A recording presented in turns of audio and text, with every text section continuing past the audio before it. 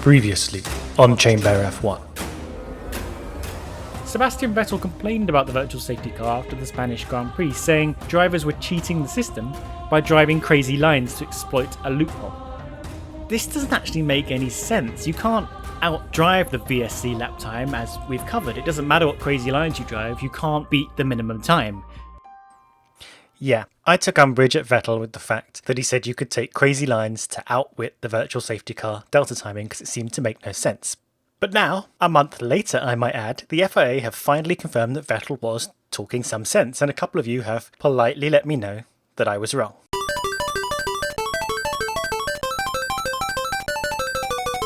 So yes, I admit I was wrong, as we all are from time to time, but to be somewhat fair, I was assuming the FIA would implement a sensible system to track the virtual safety car, not a really bizarre one. So to remind you, though I do suggest you watch the original virtual safety car video if you haven't already, when the virtual safety car is active, the driver has to keep above a certain lap pace, and this is measured every 50 metres. As long as you're over the specified lap time for at least one of those 50 metres in a sector, you're all clear.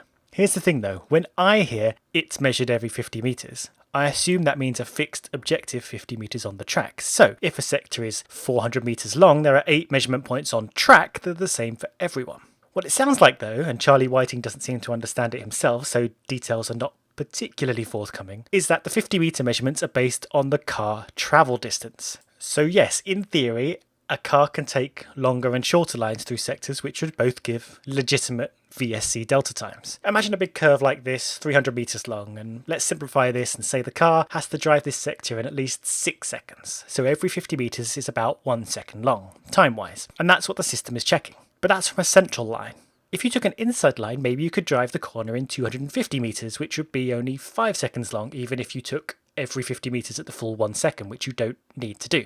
This is a hugely exaggerated example, of course. The FIA predict the maximum saving will be about a couple of tenths per lap. And also, with the corners going back and forth through the length of the circuit, the racing line isn't that far from the shortest line anyway. The point remains though, what a weird way to go about measuring the delta. I do hope they clarify the exact system to us. This was the best I could gather from the information given, for now. I'm sure the FIA will revise this system and implement something new soon enough, and I'll be back when they do.